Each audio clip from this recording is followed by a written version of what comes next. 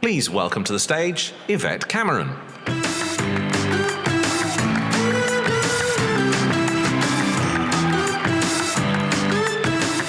Hello, everybody. Thank you. Oh my gosh, what a great full room. I love this. So excited to be here for CloudWorld.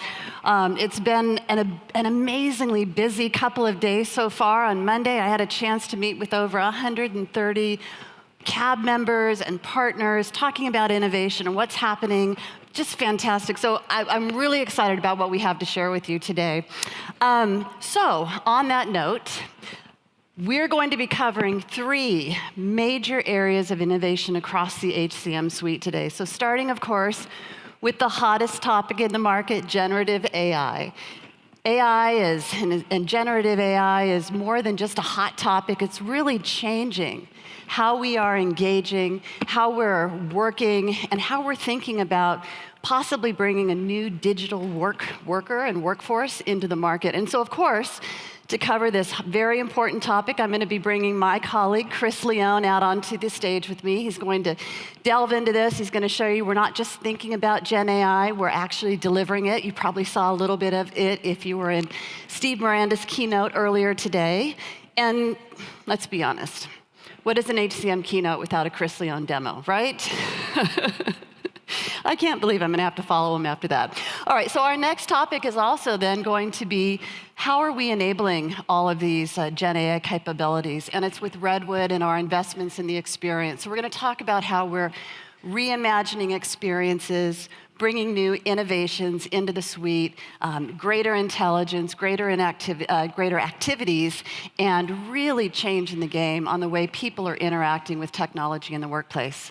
And then finally, we're going to turn to another game changer driven by AI, and that's how you unlock the power of skills in your organization. So more and more, we're talking to organizations who say they're really more focused on understanding what people know and what they can do versus just the job titles and the names of those jobs that they hold. And wherever you are on your journey of leveraging skills as part of your core business strategy, whether you haven't started, you're thinking about it and maybe a little anxious about where to start, or you're along the way, we have solutions that help you, that can meet you no matter where you are on your skills journey. So I look forward to sharing that with you. And what I hope that you're taking away, excuse me, gotta love the smoke in the air. What I hope that you're gonna take away from this session today is an understanding of all the massive innovation that we're delivering across the suite and ideas on how you can prioritize any of these innovations and take them back to the office with you next Monday when you return to work and start leveraging them in your organization based on your own priorities. Now, across the suite, of course, we're going to focus on these 3 areas that I talked about, but we're investing across the suite in payroll, and workforce management, workforce scheduling, and recruiting, and time and labor, just across the entire suite. I want to make sure that you all understand this suite is leveraged by organizations in over 200 countries and jurisdictions. We currently cover over 45 million lives in our solution today.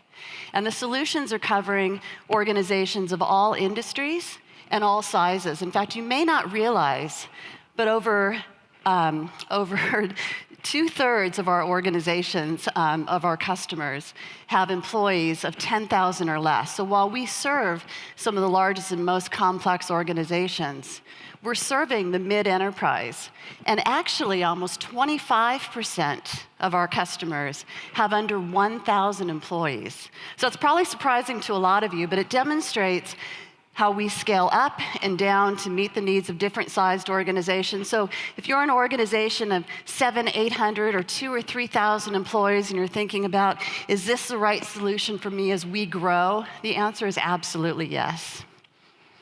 And what's also characteristic of our customers is that they tend to deploy the full suite.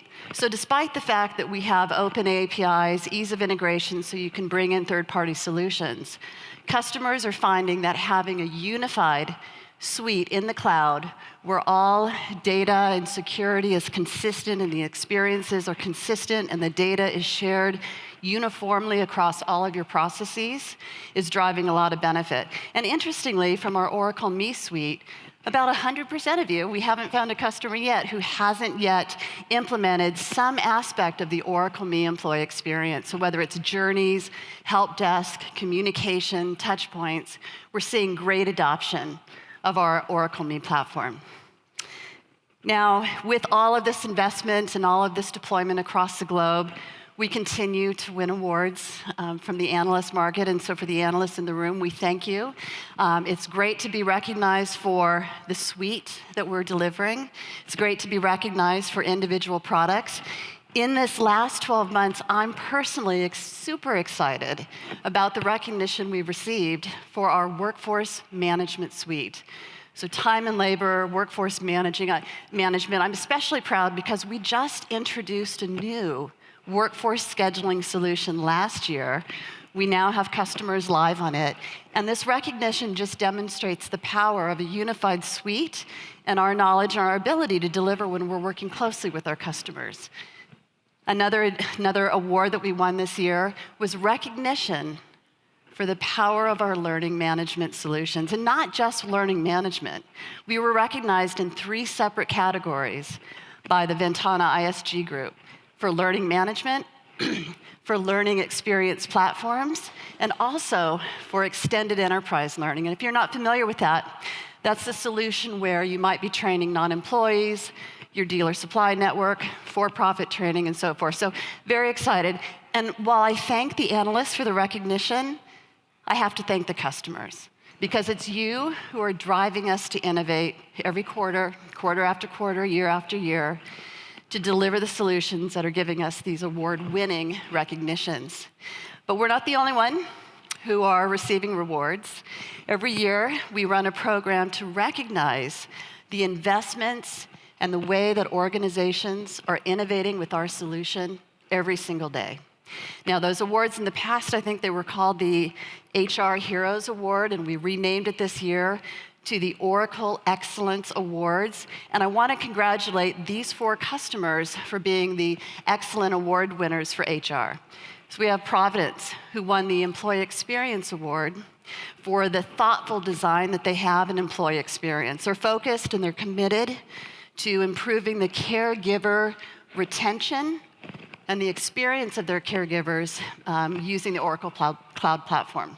Kroger, who won the Candidate Experience Award, really innovating on their onboarding and candidate experience. Wendys, who won the People First Leadership Award. And Northwell Health, who really implemented some very remarkable vision for the future of HR. So once again, I want to say congratulations to these 4 customers.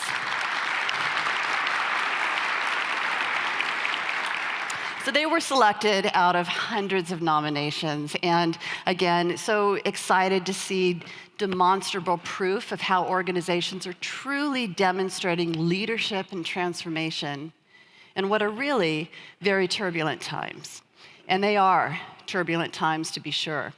It's interesting, it's very conservative estimates say that 30% of an employee's daily tasks can be automated away by the year 2030. That's over 2 hours a day.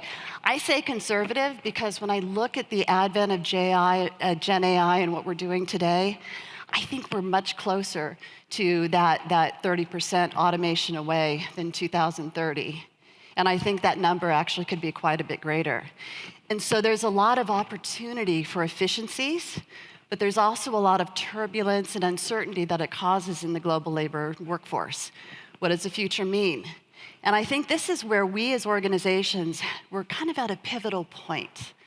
We have to ask ourselves, are we going to just focus on efficiency? Or are we going to take the opportunities that GenAI and the latest technologies enable to create new opportunities for innovation, growth, new business adventures, et cetera? So we have to make this decision on what we're going to do with all of this technology that's in front of us. Next slide, please. Now, with this, while AI is causing some of the disruption and concern, we're also finding that organizations are turning to AI for support.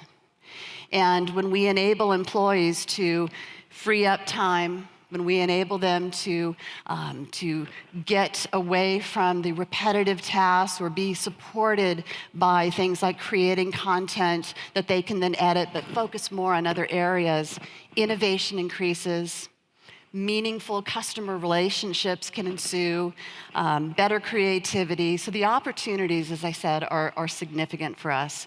So there's a lot going on in GenAI, there's a lot of opportunities, and to really drill into what are we doing at Oracle to help in this area, especially across this important area of human capital management. I want to bring my partner in crime up on stage, Chris Leone, our Executive Vice President of Applications Development. Chris? Good to see you. All right. Oh my gosh, so Chris, here we are, a year after your keynote last year where you were introducing new generative AI into our applications. It's been a crazy year. Yeah, it has. I mean, we were really fast to come out with the first set of use cases, and those were exciting. We'll talk about those in just a second. And just to see how far we've come in 12 months is really incredible. I mean, it's incredible. I remember a year ago briefing with analysts and the press and people raising a lot of concerns about ethics and we're moving too fast, et cetera. What do you say?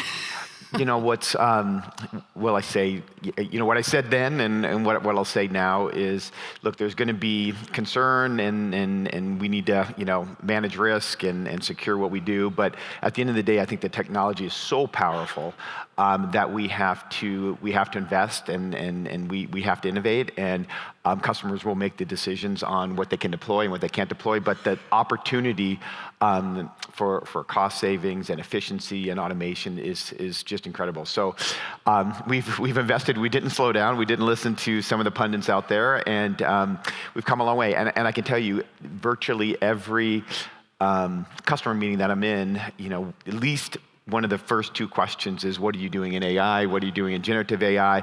And they want to understand Oracle's perspective. And certainly all of us are happy to talk about it because we do have a perspective, and I do think we're leading in this space. Indeed. Now, it seems that GenAI, ChatGPT came out November of 2022. I read that it took 5 days to get to 1 million users. 5 days. It took 2 months to get to 100 million users. And also, I think it probably took 2 months to get 100 different vendors offering in this space. Yeah. There are so many different players out there. And with that, I think that it begs the question, what's different about our approach? So I want to talk about what we have in our solution, but before we go there, I want you to talk to us about what's different about our approach, what's enabled us to move so quickly and do so in a way that makes customers feel safe. Yeah, first, as Larry said in his keynote, I think our key part of our value proposition is Oracle Cloud Infrastructure, Gen 2 technology, and we have the platform, and we're training some of the largest large language models on the planet today. And the second part of that is the OCI team early on got us a few large language models that they hosted for us and secured and dedicated to our Fusion applications, which allowed us to innovate and build, use cases and define what we wanted to do, all in a controlled area. And so our differences are a couple things. One,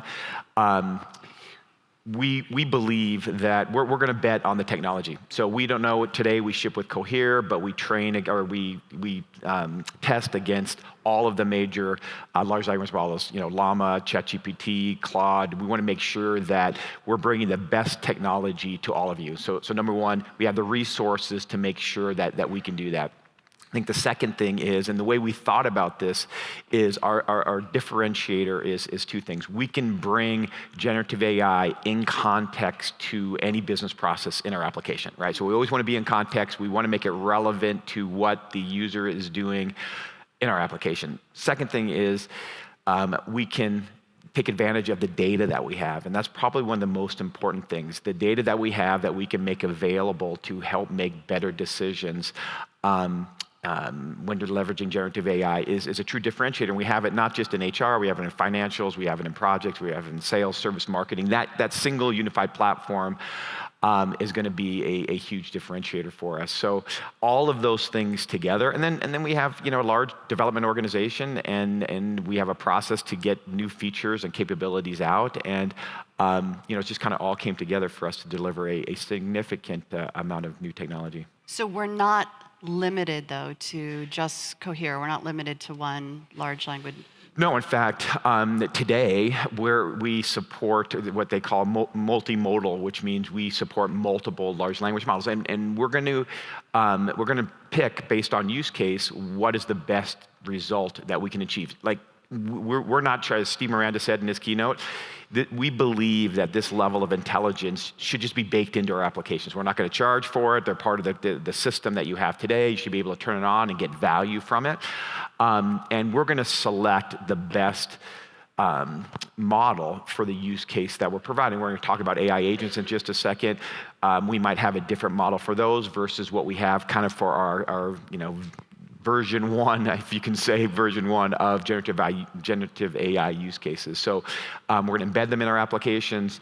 We're going to do it at no additional cost to you, and we're going to use the best technology on the back end and really insulate you from having to worry about all of that. We're going to deliver the best results for you. Yeah, so let's talk about some of those agents or some of the generative AI in our application today. So where we started was, I'll call them simple use cases, but it's certainly high-value use cases. We started with text augmentation, creating job descriptions or creating goals and giving some flexibility to do that. Text generation or summarization. So I'm going to show you, last year we showed you summarizing feedback that an employee received over the year and a manager being able to generate the final comment in the performance review. We're going to show you how we've updated that this year, but that summarization, huge value. And then we did some early recommendations. We did it in surveys, so we could recommend what questions to ask in a survey and give you some opportunities to choose different things. So those are kind of the first generation, huge value, and now we're transitioning into kind of the next generation, which we're calling AI agents. Yeah. Now, so much Gen AI in our solutions, and I do want to hear what's coming next, but the number one question I keep getting is ethics, hallucinations. Are we comfortable that what we're delivering in our solution is better than the models, right, that we're seeing out in the public space? Yeah, I mean, first, we take great care in the security that we provide, especially the data. It's all behind our applications. We always have a human in the middle, meaning anything that we generate, before we commit it to the database, there's a human that has to review it and then commit it. We never train the large language model. We don't save the prompts in the large language model. We don't fine tune the large language model. So we take care of all of that, so you don't have to worry about it. And then on our side, we do a lot in the prompt to reduce a lot of grounding. We have grounding techniques in the prompt. We have strip out bias as part of the prompt, meaning if it's a job description, we take out he, she, him, they, whatever those things are. We have tools that are associated with them, libraries for toxicity. So as part of the response, we can look at those tools and make sure we're stripping out any toxic language.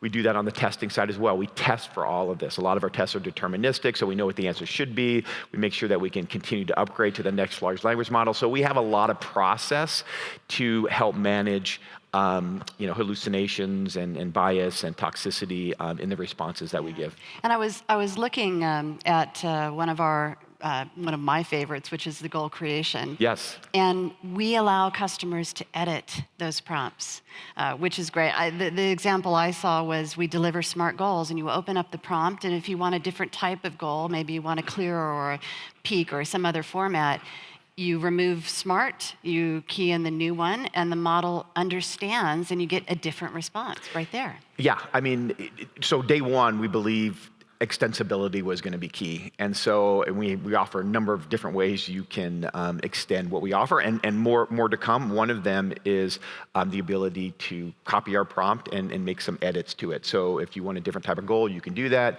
We also we tokenize we want to make sure that the prompt information coming back is specific to that user in context to the session that they're in, and that's the value that we can add. So we tokenize part of the response, but we let you make some changes. So if you want to add location, so sometimes if you're doing a job description, location will matter for you. You know, if you're in Germany or if you're in France versus if you're in the US, it's going to be a little bit different. And being able to make some changes like what type of goal you want to see. So that level of flexibility gives customers a little bit more value than just what we deliver. And turning it on takes minutes, 30 seconds. I mean, you could, and this is the thing. So customers today, you have 40, 50 available use cases in your environment. Now, you need to get to Redwood, which most of you are there or getting there, and we did that primarily because we didn't want to just kind of slap new technology on the side of existing use cases. So we have Eileen, our UX design lead, back in the audience today, and they took great care in figuring out how we could make this part of the experience. So putting it in Redwood, getting there, and then turning them on is really, really quick. Okay, so what's next? Tell us what's next. Yeah, where we're going. So we delivered kind of those first set of use cases. What we're delivering now is what we're calling AI agents. So AI agents are really this ability to perform tasks, give the agent a goal, an outcome that they're trying to achieve. And this is the first set of those AI agents that we're delivering. They're retrieval augmented generation type use cases, so RAG type use cases, where we can use the power of the large language model, use the power of the natural language processing engine that exists in these, take customer specific policy documents, guides, explanations. We can ingest those into our application. We can parse them and put them into an Oracle 23 AI vector database, run similarity searches on them, and put the results in context to a business process. So what that means is if I'm in benefits and I'm going through, signing up for my medical plan and my dental plan, I can ask questions in context to that process. Or if I'm promoting somebody and I don't know what the salary range is for, and I'm going to show you some of this for an IC2, that's a hybrid worker working in the San Francisco office or working in Idaho, I can ask those questions in context to that process. And it's going to leverage the large language model. It's going to leverage the data in our system. So I know that this is an IC2 person. I know what our policy is for that. We can combine those two results and get a really personalized response back from the large language model. So huge value. I think we're announcing 18, 20. We're going to show you what those are. That's what we're doing now.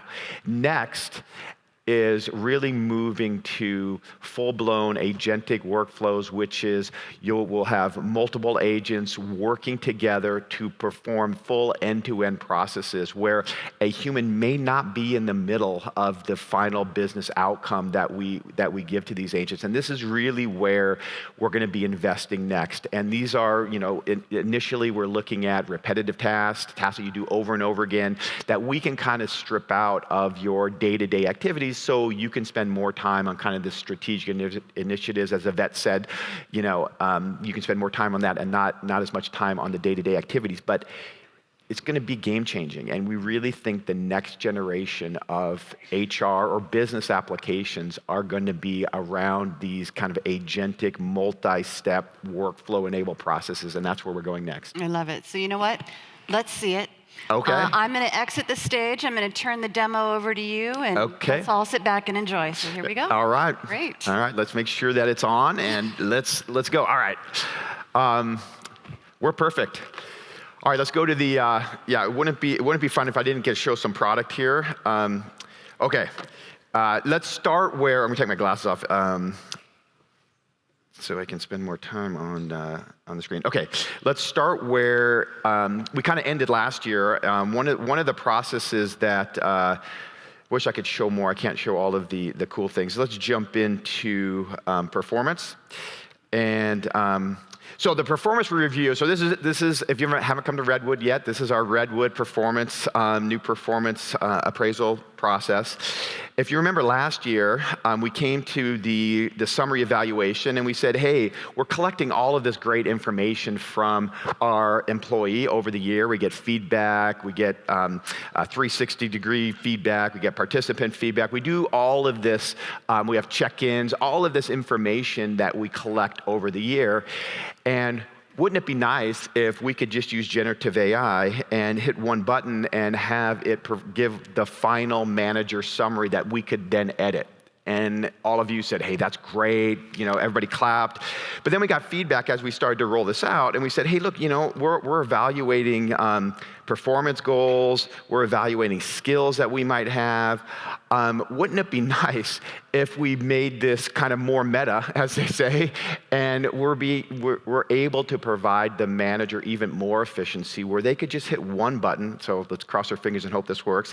I could hit this Uber AI assist button, and now what it'll do is it'll fill out the entire performance document for me based on all the work that I've done throughout the entire year. And what I always say is when I evaluate my team, I usually only remember the last 2 weeks, maybe a month of work that they've done, and I forget about the other 11 months of work. So now we have it all available, and just like that, to make sure it worked, just like that, I filled out the entire performance document, including the final summary based on all of the information that I've collected throughout the year. So, I had collected gold information, and all of this has been summarized. So just like that, I can save and I can complete my entire performance review. So how cool was that? How much time saving is that going to be? Come on, that's great. I love that one. All right. Now, where are we going next? I only have 8 more minutes, so I got a few more demos to do. All right, where are we going next? So this is the first iteration of AI agents, and I'm going to give you a few examples of what we're doing here, which is really cool. So we have a scheduling product, in case you didn't know. So if you're not looking at our scheduling product, please take a look. It's great. We have a few customers live now, so you won't be the first. But when I'm doing scheduling, a lot of decisions have to be made, and some of it includes policy information that I need to have. So first is I can see that if I go look at the details, I can see that when the schedule was made, things changed, and the demand came in, and I have too many nurses that are showing up on Thursday. So I'm actually overscheduled on Thursday. So Thursday is OVERS. Is overscheduled. So I'm going to see what generative AI can do to help me when I'm overscheduled. So it's going to tell me, it's going to look at the specific policy document, which may be a union contract or labor agreement that we have to understand what we can do. And it's going to tell me that you can put registered nurse on call as part of the agreement that we have. And you see this source information here? This source is actually going directly to the source document in our database that we have parsed and stuck into the vector database. So I can always refer back to the actual paragraph or multiple paragraphs in the source document. So I have that and it says, okay, an employee has worked 15 hours, shift, I can put them on, I can pull them off the floor. So who would you recommend? So let me go, I don't have to spell it right, you recommend I put on call. So it allows me to put somebody on call. I spelled some words wrong there. And it actually will look at not just the policy document, couple it with the scheduling information, and give me a result that I probably would have had to call somebody or leave the scheduling application to be able to complete. So pretty cool, and just kind of the first use case that we can show you how this works. The next one, I get asked this all the time. I don't know about your company, but Oracle, we have pretty dense benefit documents. Ours is something like 320-something pages, and I've never read it. And I sign up for benefits every single year. So let's go through how benefits enrollment is going to be in the world of generative AI. So first question I can ask is, when does this become effective? So the new okay, so now I know, which I should know, January 1. But when does this become effective? And I can ask, which is the first question everybody asks, is the cost. Why do they make me type in so much cost of the same plan as last year? Let's see if this works. Same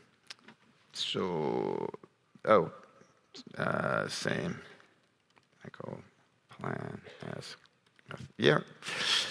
And so it's going to come back and give me what the cost differential is. So I can start to ask it tons of questions about the document, but let's get to the enrollment process. This is where the in-context part really starts to make a difference. So now I'm not just asking benefit questions. The number one benefit question I always ask is, what is my number for Kaiser or whatever medical plan that I have? I forget that all the time.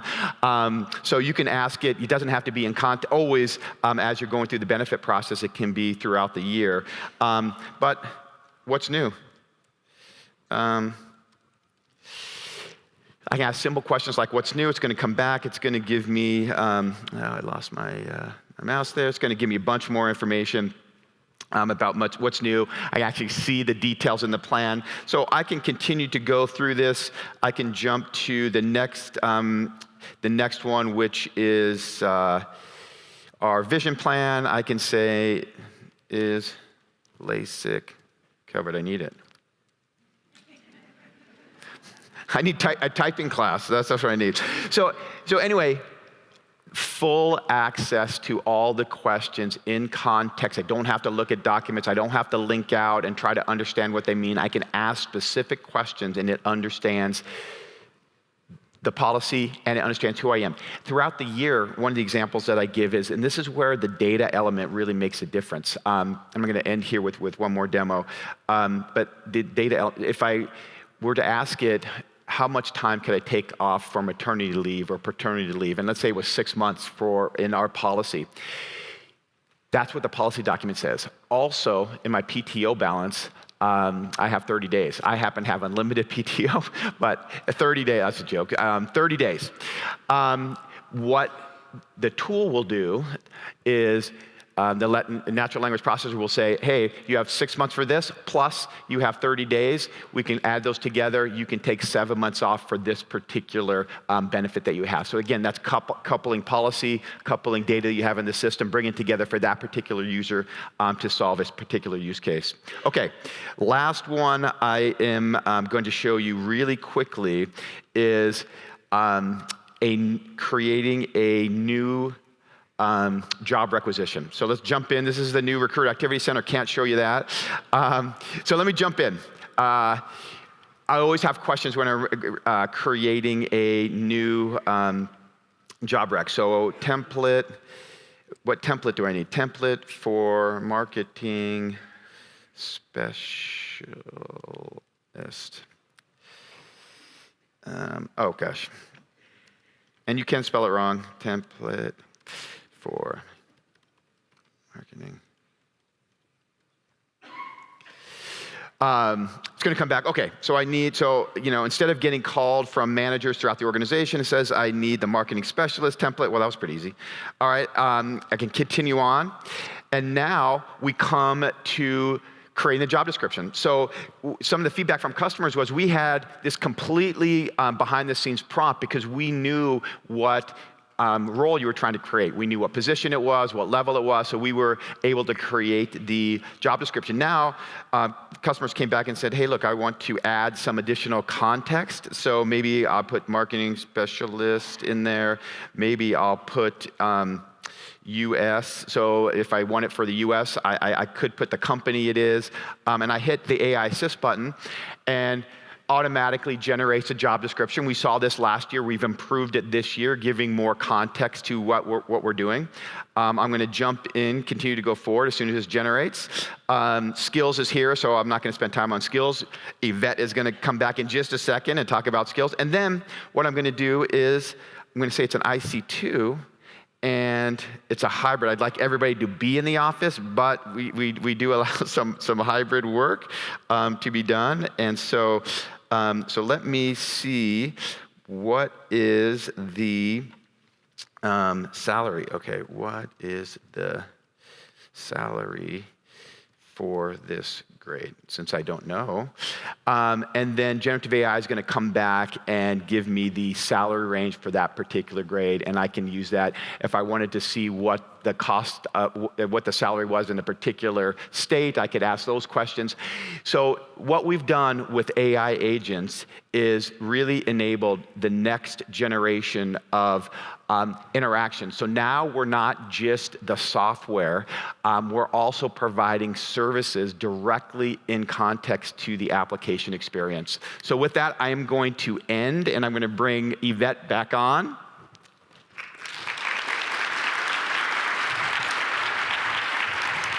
Thank you, Chris. Great demo. Thank you, as always. I hate to follow your demo. So this is an example of the 20 or so agents that are coming up in our solution.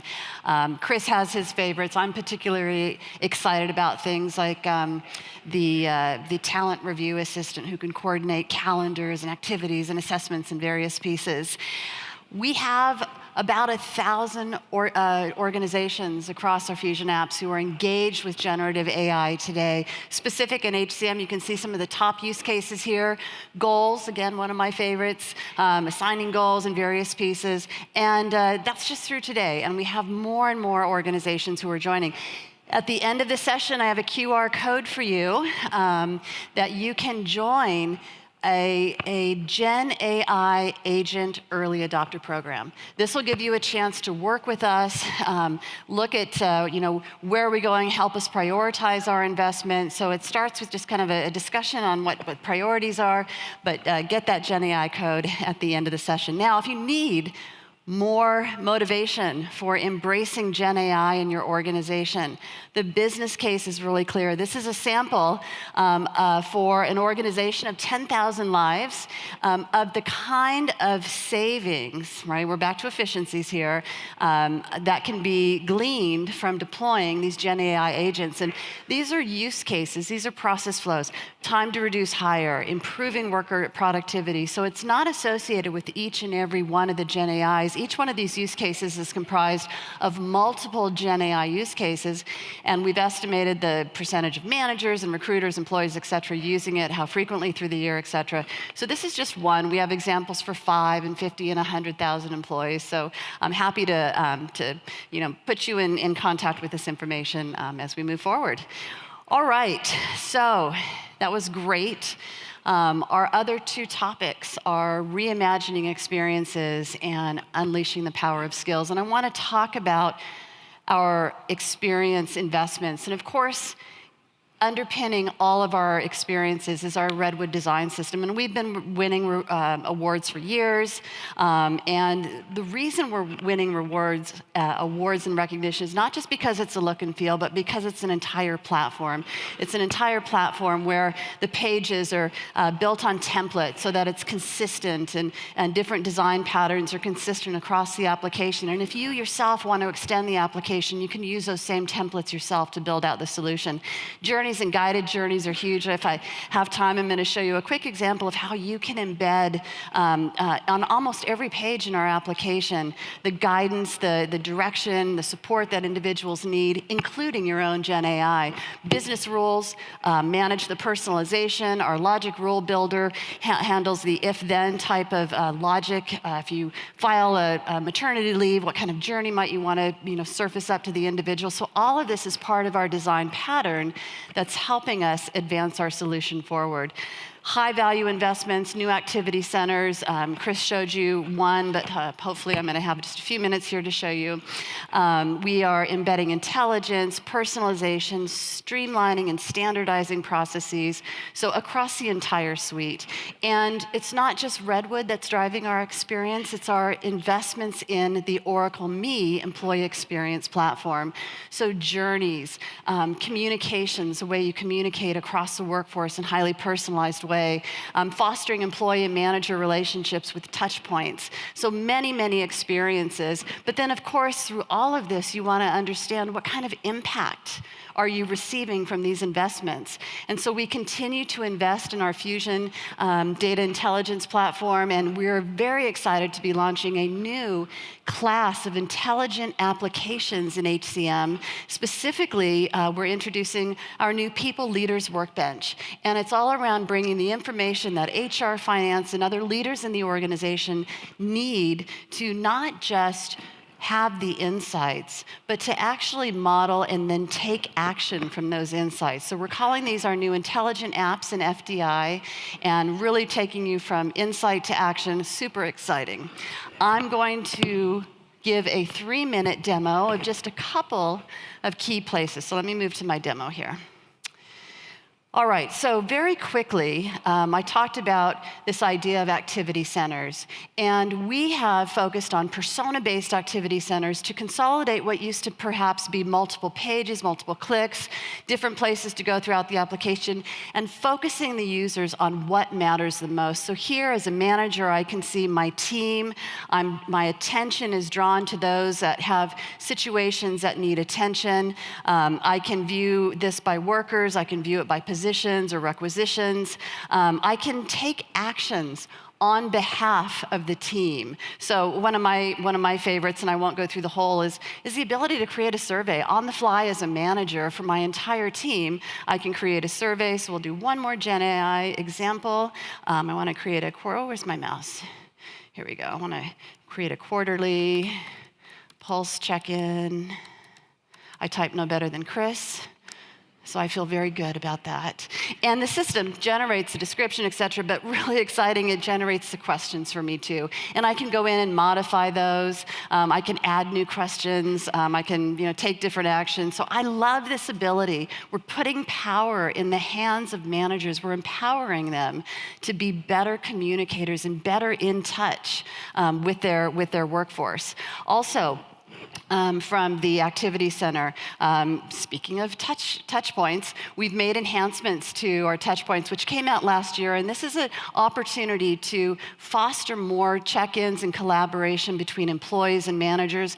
Now I have a view into the level of activity of various check-ins, whether it's recognition or feedback or formal check-ins. I can see how across my team people compare. I can see across the organization how my level of activity or the pulse score compares. Here I can see I've got one employee who maybe doesn't have as many activities as they should, but I can go in, I can look at the historical pulse of the individual, and I can see that I've got, in a visual timeline, the check-ins that have happened and what's coming up in the recognitions. And so here in this example, I can look at a scheduled check-in, and the intelligence in the system is recommending topics for me to add to this agenda. So right now, the agenda comprised of, managing process updates and improvement, but I can review the status of goals. It's giving me recommendations if I want to discuss the feedback, perhaps, or he's working on developing skills, so I'll add that to the check-in. And anyways, the intelligence bringing these nudges to me to help prompt me to have the right and relevant and timely conversations that I need. And you'll see that we've got a calendar now integration, so that when I save and update this, the meeting is updated, or if it's a new meeting, it'll download that calendar invitation right onto mine and my employee's desktop. We have activity centers for employees, for managers, for recruiting specialists, also for payroll. And I have to say, I'm not typically one who goes really gaga over payroll, but I am really excited about this because it really gives us the opportunity to show all the activity of payroll across the many different payrolls you may be running. If you don't know, we're now offering 14 localized versions and another 46 configurable international payroll solutions. And from here, I can see everything that I need as far as status. I can take actions. I can review issues that are happening and fix them right away. So a lot of good stuff here. The last thing I'm going to skip because we're running out of time. So let me go back to my slides. I hope that was really fast, but the interactions are becoming more intelligent, more intuitive, fewer clicks.